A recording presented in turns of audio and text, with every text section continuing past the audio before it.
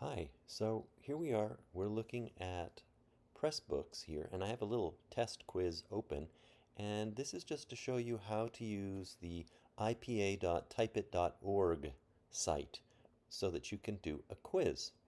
So I have the link here to the ipa.typeit.org site, and I'm going to um, click on it so that it shows the contextual menu.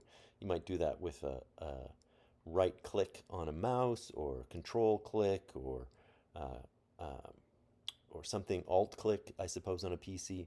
And I'm going to choose open link in a new window. And for me, that just opens it in a small window to the left here. And you can see, I'm just going to get rid of this little ad here. You can see that we have all the symbols of the IPA, even the ones we haven't yet learned, available. Now, the symbols that aren't the IPA, letters like A, E, I, O, U, or regular consonants, right? P, T, uh, K, B, D, G, those symbols are on your keyboard. So if we were going to want to transcribe the word this, we're going to need the th sound, the ev. So that's up here under D. So I can just click on that. And then we're going to need the small cap I. That's under I. We've got it right here. And we're going to need the letter S. Now, when I go to S, there's no S. Well, of course, I can just type it. So just keep my fingers hovering over the keyboard so I can type that. And that's my answer for the first question. So I select it. I hit on my Mac Command C to copy it. It gives you a little signal that it's copied it, so that's good. Then I go back to my quiz window and paste. On a Mac, it's Command V, of course. And then I return to my page. I like to give myself a new line. And so now I want to do think. Now I just want to show you the keyboard capability that you can type think. Is under T, not under D. So here it is. I could just click it, but if I wanted to, I can hit Option T and that'll give it to me. If I do Option I, the first character on the list after the letter I is the small cap I, so I get my small cap I.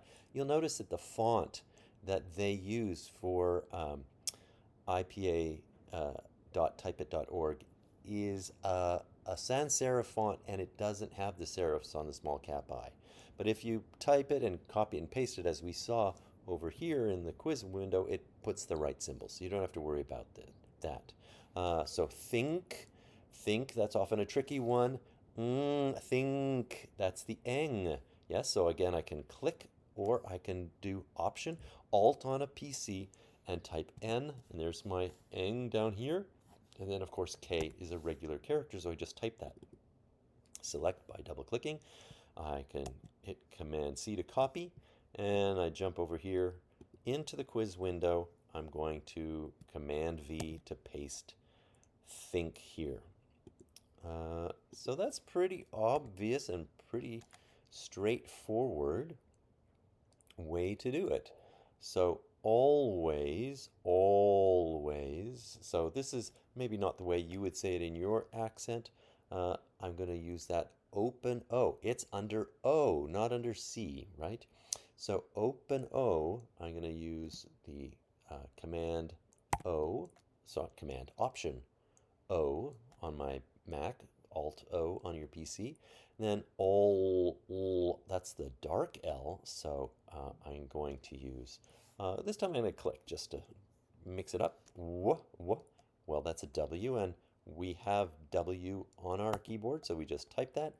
The lowercase e for the diphthong A starts with a lowercase e. It's on my keyboard. We learned that the small cap I is a modifier key I, and that gives us that. And then always with a Z or Z if you're American. And there's our always. I can use my keyboard commands to select it. That's Shift Option Left arrow on a Mac. I'm sure there's something like that on a PC. And I can copy that. If you're the kind of person who actually goes and uses the menu to copy. Wow. I'm amazed. Jump over here, and then I'm going to paste. And I can do that the old school way. Go up to the edit menu, select paste. Yes? And let's check. Did I get it right? Well, look at that. Funny how when you make your own quiz, you get it right. So that's how to use IPA.typeit.org. Very useful.